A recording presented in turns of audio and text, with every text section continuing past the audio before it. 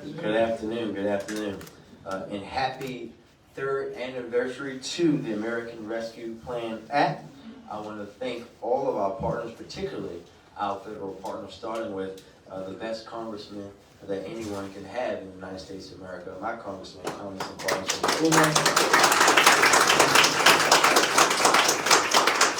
You know that I always say that I am blessed to have the best congressional delegation that any mayor can have. We also have Ilana representing our fabulous Senator, Senator Chris Van Hollen here today. Let's give her a round of applause. And the rest of our fabulous delegation. But we also want to thank my favorite president of all time, President Joe Biden and his entire administration for making the American Rescue Plan Act possible. We are here today to announce the grant awards of our ARPA-funded Housing Accelerator Fund, a move to help transform the housing landscape in our community and genuinely change lives, particularly for those most vulnerable Baltimore residents who experience housing insecurity. Just last September, we announced we'd be establishing this Housing Accelerator Fund and issued a notice of funding availability to construct permanent supportive housing. I want to thank the Mayor's Office of Homeless Services, Madam Director, the Baltimore City Department of Housing and Community Development, Madam Commissioner, and the Mayor's Office of Recovery Program, Madam Director, and of course our partners on the City Council who are able to join us today. Your diligent work with this Housing Accelerator Fund is providing a pathway to help us grow affordable housing inventory in our community. We know the number one thing that reduces homelessness is more housing. The awards we are announcing represent approximately $30 million in ARPA funding, and it is the exactly type of projects we want to be spending ARPA on, providing long-term, tangible, real-world solutions to some of Baltimore's most vulnerable residents and families. I truly hope today, on the ARPA anniversary, we're able to sit with the life-changing magnitude of what these projects will mean for those who it will benefit. With that, I will turn it over to those members of my administration who are working to make this possible, and we'll get very quickly to the awards. So I'm going to call up the Housing Commissioner and ask her to turn it over to Director Simmons when she finishes. And Director Simmons, please turn it over to Director Kearney. Director Kearney, you can return it to me, and I will introduce our fabulous Congressman. Thank you.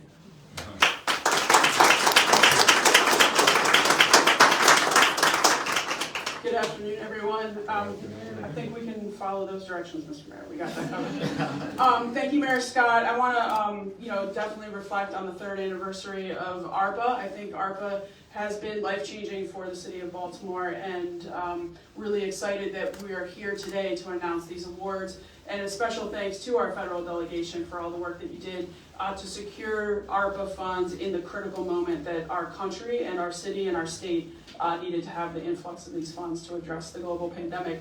I also want to thank the Mayor's Office of Homeless Services, Director Simmons, for the partnership that we've had coming in on this, and the Mayor's Office of Recovery Programs, Director Kearney, your partnership with the team, with all of us coming together to make the awards today possible, and working in partnership for DHCD to launch the Housing Accelerator Funds and creating this apparatus in order to make these awards possible and to make these projects possible. I do want to commend Mayor Scott and his administration for the perseverance, the vision, the dedication to ensure that ARPA funds would be available for issues related to housing insecurity. Increasing the capital investment to support housing needs in Baltimore is critical, and Mayor Scott, you've taken bold steps to do so. Permanent supportive housing is a proven solution. It provides the necessary housing and wraparound services to support our most vulnerable. This is extremely important to our citizens of Baltimore.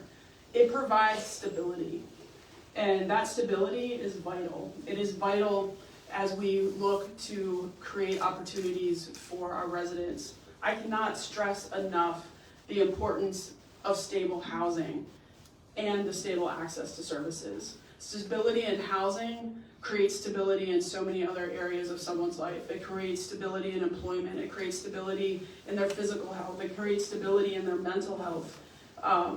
stability in housing, it shapes one's future on this planet.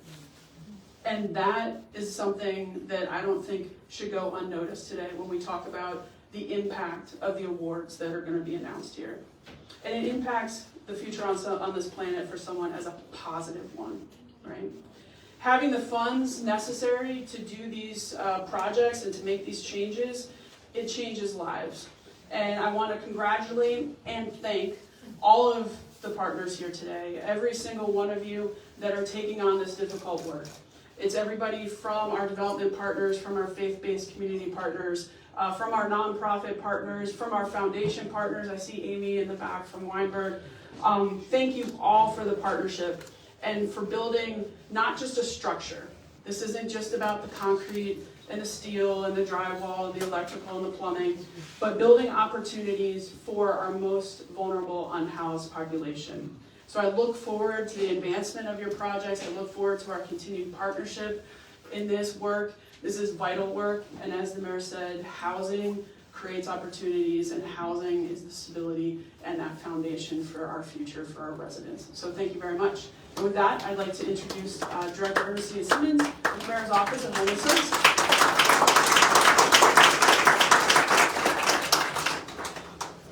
Good afternoon. Good afternoon. Well, first and foremost, they've said most of the things that I was going to say today, but I'm excited to be here. I want to take a moment to thank Mayor Scott, DHCD, MORP, all of the federal and local partners that really brought this to fruition. This wasn't a quick project. It took a lot of energy on multiple facets and multiple levels, and so I wanted to take a moment to really just acknowledge that work. I think Amy was mentioned earlier, but the philanthropic community is really a core component as well in this work, along with the federal, state, and local partners for bringing this together. So thank you all for your work in bringing this project to fruition. The funding from ARPA was intended to provide relief from negative impacts and disparities that have plagued our communities for decades, which was exacerbated by COVID-19. So when we look at our community and where we're standing right now, affordable housing is a key component. It's something that we all have to be equally invested in. I'm grateful for this project. I'm grateful for the vision and really the fortitude for a lot of the partners that have stepped up and said they wanted to be a part of this initiative, because it is a great task. It is a great opportunity for our community, but it really is, you all deserve to be commended, because it is absolutely a need in our community, affordable housing.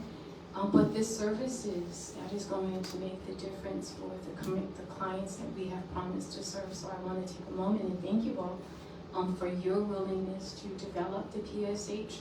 And I'm looking forward to seeing how this is going to impact the households that it's going to serve, but it's also going to serve as a pathway for other people to see that it is possible to have a Housing Accelerator Fund. It's possible to leverage our community partners, our community developers, create housing opportunities for everyone that we've promised to serve. So I'm going to turn it back over to the mayor. But thank you all. Thank you, thank you, thank you. Director Kearney, I guess I did not follow directions.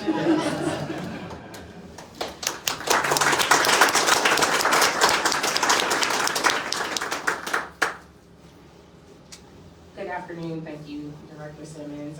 I don't look like Mayor Scott, but I'll do my best to embody what you would say in this moment. First of all, I want to say thank you to everyone who's here today, to our federal delegation who fought so hard for the dollars to come to Baltimore City to make a tangible difference in community. We thank you for your service, for your effort, and we hope that you are proud of the work that we're doing in Baltimore City. Thank you to the Department of Housing and Community Development, as well as to the Department of Homeless Services for all of your efforts, for the partnership, and for the work that's being done. In 2022, we stood before you and made a $100 million investment in housing and a $75 million investment in homeless services through ARPA. We hope that you are seeing the tangible benefits of all the things that we are planning to do with those funds, and today is just another mark in those efforts. I also want to just acknowledge Mayor Scott, because certainly it is easy to be critical now about how ARPA funds are being spent or the commitments that we're making, but please understand that let me also remind you and take you back to where we were when many of these decisions were being made. If you recall, there were death tolls on our screen every day. We saw a ticker of the number of people in our communities and in the state and in the United States who were dying daily from COVID-19. There were numerous people that were facing housing insecurity, facing food insecurity. Jobs were and industries were going away, and we did not know what normal would look like. There's a sense of normalcy that's returned to us, and so now, again, it is easy to be critical about the decisions that were made years ago, but I am grateful to Mayor Scott for continuing to stand in his commitment to homeless services and to housing and to doing and prioritizing people. People is why ARPA was created, because there were so many people who were hurting at the time. And again, there was a sense of normalcy that we didn't know that we would be able to return to. We never thought that there would be a time that we would return to a room this crowded, where we would be able to congregate like this, or to even be able to do so without wearing masks. And so I ask all of you, as you are continuing to report on ARPA, as you're continuing to track our progress and holding us accountable and making sure that we're being transparent about the use of these funds, that you do so understanding what the priority and the purpose of ARPA always was, and that was people. And so again, Mayor Scott, I appreciate you for standing steadfast in your commitment. We thank you again continuously, and we will for as long as we're spending $641 million for your efforts to advocate for this city and to make sure that we recover from the COVID-19 pandemic. Many thanks to the Mayor's Office of Recovery Programs. You all always see me, but there are 9 other people who are in the office who are the wind beneath my wings, if you will, and who support all of these efforts that you don't always see. And so thank you to you back at the office who I know are watching. And thank you to our partners, our philanthropic partners, our nonprofit partners. We could not be at this moment without your assistance and without your commitment to ARPA, to the city, and to making sure that we have housing for those who most need it. So thank you very much.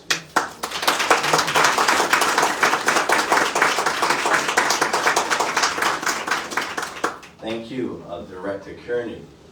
We all know, as I said, we have the best federal delegation, and we know, I tell the congressman every time that we're discussing ARPA, if I could thank them, had the time to thank them 641 million times, I would, because we know how hard he fought, not just for ARPA, but how hard he fights for Baltimore, and really, right now, the whole country with the sometimes insanity that he has to deal with in D.C., fighting on behalf of decency and things that are right, but always having Baltimore first. So without further ado, my congressman, your congressman, Congressman Kwesi Mfume.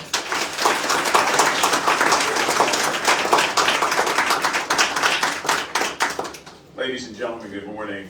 I want to thank Mayor Scott for his friendship, his leadership, his stewardship of this city through some very difficult times that hearken us to think back and to try to remember what it was like. And I'm going to take an extra minute at one point to remind people what it was like, because we've gotten away from what that crisis meant to all of us and how we had to dig our way out of it. But I really appreciate your efforts in that regard.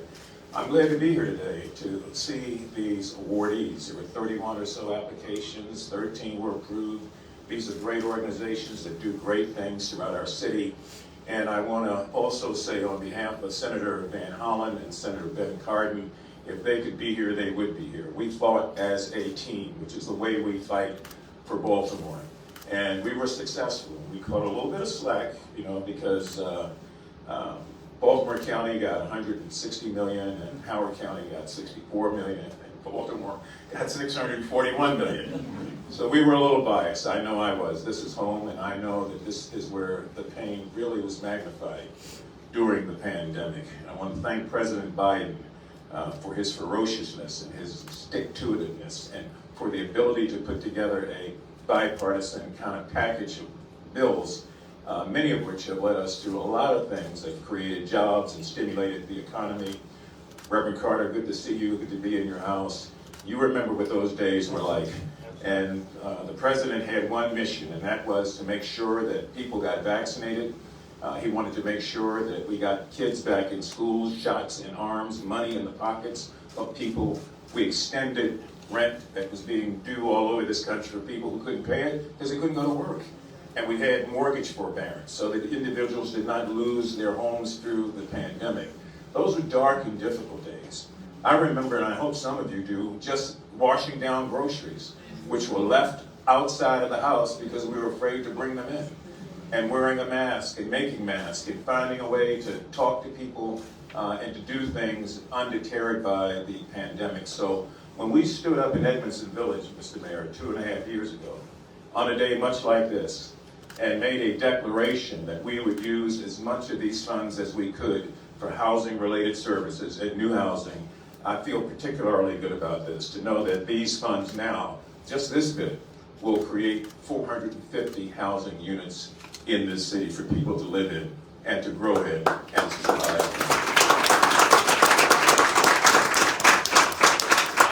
So we ought to be happy, and like I've said to Senator Cardin and Senator Van Hollen, we ought to never stop. We're going to continue to find ways to make sure that the housing crisis in this city is in fact dealt with. I can't begin to tell you, some of you may know, as you look at people who are homeless, as you look at others who are just trying to find a way to pay a rent or hold on to the mortgage, people who have nothing at all to call their own, why we've got to continue to do more. That's the mission of these groups that have been awarded. I want to thank and congratulate all of you who have been here and come here to receive this award, and pledge to you my continued support as your representative in the Congress of the United States to be able to advocate for people who have no voice, and to be able to advocate for the nameless and the faceless all throughout our communities, that look to all of us to be able to make a difference. You are doing God's work, and I appreciate it. Thank you.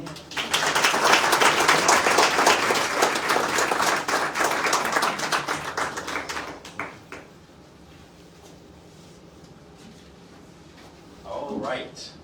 So now we know how important these projects are. You've heard everything that can be said. Now it's time to make the announcement. So when we call you, please come forward. First, GetCo for a project Harford House.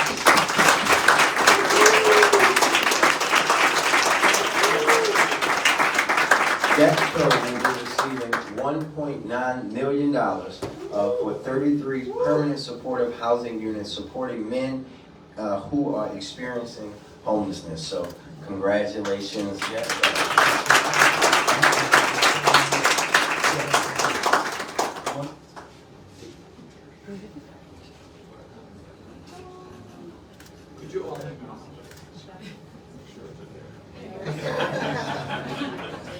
Checks in the bank.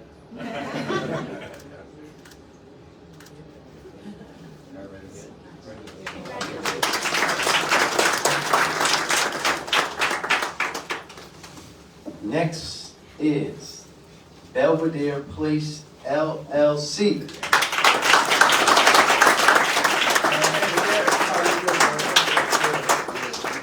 They will be receiving $2.75 million for a mixed-use project featuring 83 affordable units, approximately 8,600 square feet of retail space, affordable to families at 30%, 50%, and 60% AMI or below, 11 units dedicated to permanent supportive housing for families exiting homelessness, includes the creation of a community park and numerous resident amenities. Congratulations.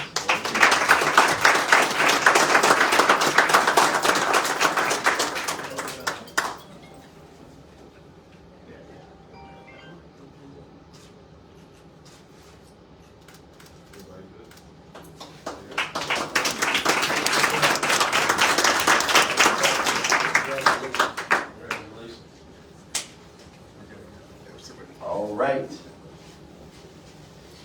Unity Properties, New Shiloh 3.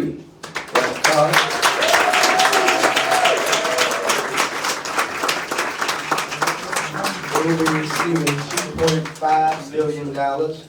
This will support 50 unit affordable unit housing project, 10 permanent supporting housing units for families on the New Shiloh Baptist Church campus, which we of course are at today. Thank you very much and congratulations.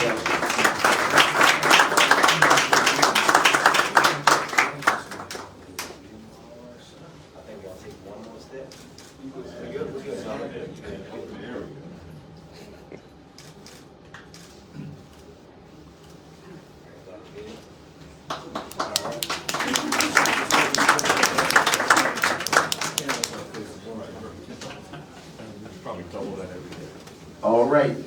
407 Franklin Partners. They will be receiving $1.5 million for the renovation of 6 permanent supportive housing units. Congratulations.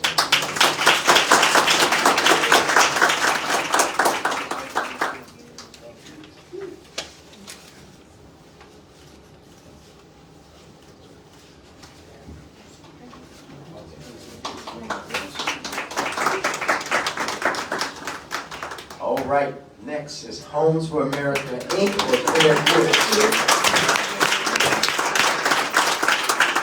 They received $4.25 million for the preservation of 30 existing affordable housing units, an additional 53 units of affordable housing, and capital improvements to update and modernize Clear Court building systems and finishes. Congratulations.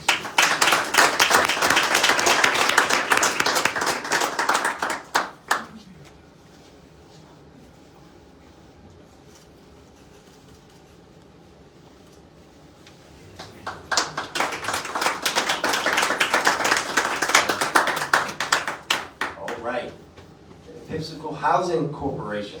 Project name Sojourner Place at Madison. $7 million, providing 48 new units of affordable rental housing. 24 of the units will be set aside for permanent supportive housing for persons exiting homelessness. Congratulations.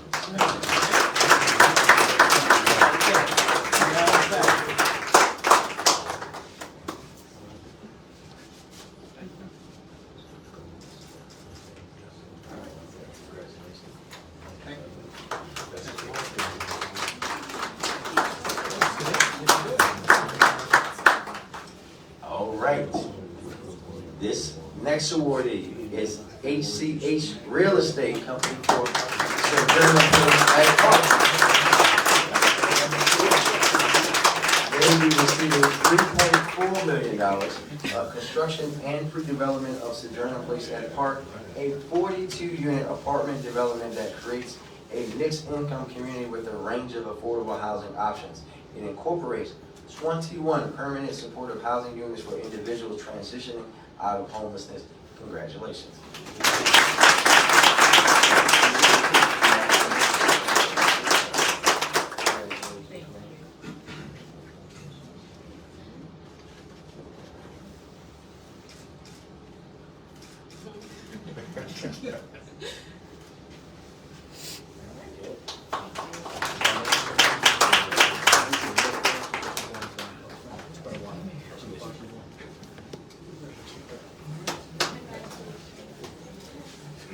All right, next is Dominion for the Abidua residencies. This will be $1.1 million for 50 units of affordable housing, 13 permanent supportive housing units, an urban infill project that will remove blight in my childhood neighborhood of Park Heights. Yeah. Congratulations.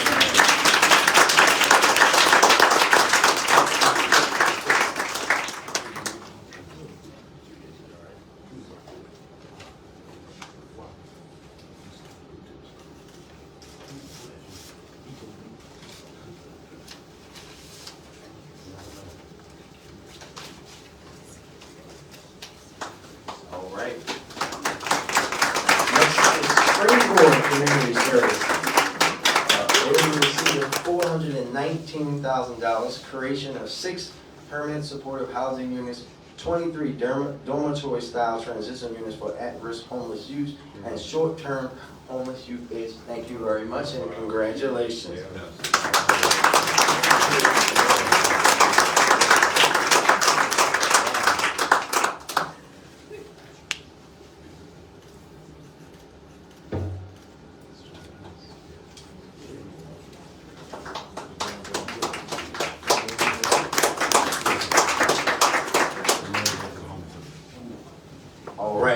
Next one was clap for because they couldn't join us today, but Beacon House for Project Place, they will be receiving $1.8 million for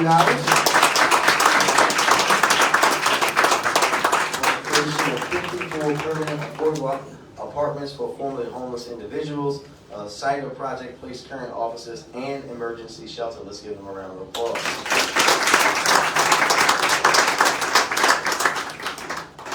All right, Mr. Congressman, this one is really, really special. Last but certainly not least, the NHP Foundation. The project is the Park Heights Multifamily. This is $3.2 million. The creation of 40 units, in addition of 5 permanent affordable apartments for formerly homeless individuals. Congratulations, everybody.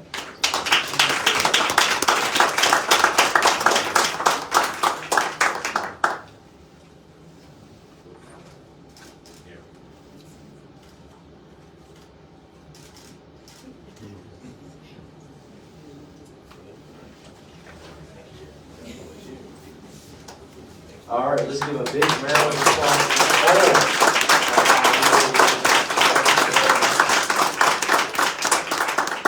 all. Reverend Carter, thank you as always for hosting us. Thank you very much and congratulations. And with that, we'll take any questions that we have from the media. Mayor, I have 2 questions. First, Yes, sir. could you talk about the challenges of spending this money and deciding who gets what with the great needs out there? Well, I promised the congressman that I would let him respond to that first if anybody asks. So, Mr. Congressman, you want to go first, and I'll come behind him. Yeah, and I think the mayor can give you more detail than I can, except to say that is a transparent process where there's a lot of deliberation based on the needs and based on what's available. And we happen to have one of the best housing commissioners in the United States, in Commissioner Kennedy, who helps to oversee this with the mayor. So I think I may have said earlier there were 31 applications, 13 of which were approved. We expect that this will happen again with more applications and more approvals, but the process itself is very transparent, and I'm going to yield back to the mayor and to the housing commissioner to give you more details. No, I think, and I think you heard it earlier from the congressman and from Director Kearney. We all have to be reminded why we were given this money. This was about recovery. We were in the throes of the pandemic when we got it, and we as a city, but as a country, we didn't know what the next few weeks and months were going to look like. So for all these folks who are playing Monday morning quarterback, right, I would challenge them to be put in the position that we all were. We're governing and leading at a time like this. We have been very open and transparent about how we're spending ARPA dollars, the noise around what we're doing. We have never heard that from our congressional delegation, from the president, from Treasury. In fact, we have been lauded for how transparent we are, how we are looking at the projects and things that we're getting money for, used as an example for other cities. Mayors calling me about the investments that we've made, and the decisions that we make are made with the best intentions and also the information that we need. We have to make sure that these projects and things are ready to go because we know there's timelines and there's limits on what you can use the money for. We have to make sure that the organizations can take in that money. All of these things come into play because what we're not going to do is just do things that sound good, right? They sound great in a soundbite, but that actually won't impact and help people. These projects, these things that we're talking about today are going to help some of our most vulnerable and people that are in need, which is what we're talking about when we're talking about helping to recover from something that hopefully we never see the likes of again. And Mayor, if I could I get your take on the commissioner's comments that there's a need for more traffic enforcement, that's going to be stepped up with speeding and road rage and other incidents? Well, yes, it's absolutely true. That was the direction from me directly. If anybody drives in the city, everyone that drives in Baltimore, any community meeting I go to, people are driving since the pandemic, like he said, like traffic laws are optional.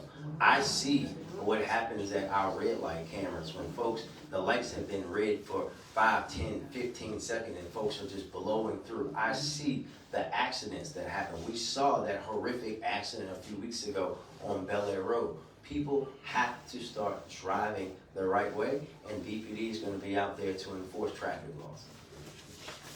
I had a couple questions. Just first, do we have a timeline for when some of this permanent supportive housing will, be in effect, or is that a timeline think we can get you timelines from all these wonderful folks about their projects. I don't like to speak to other folks, and we know that if it were up to them, they have the shovels in the ground and ready right now. They are also, like us in city government, which is another great point, we're also at the liberty of the new realities of construction and supply, right? I think that's an important thing for folks to understand, that the days when you can just say today and start tomorrow and all the equipment is there and ready, they're gone and they're never coming back. So we have to realign ourselves. So we'll be able to follow up with you on that. And just, I hope this isn't reductive, but I was wondering if someone from like one of the housing groups could just explain briefly what permanent supportive housing is. I think some of the listeners might see that as a buzzword. Yep. Thank you very much. That's a great question. So permanent supportive housing is looking at two things. Are you chronically homeless, meaning have you been on the street for 1 year and longer? And number two, it combines it with those that has a disability. So either that's a physical disability, a mental health disability, but that is the combination of what it means to be in a PSH unit. It's the combination of the length of time that you have been homeless, as well as having a qualifying disability, mental health or physical health conditions. Thank you. Anybody else from media? All right. Well, thank you very much, everybody.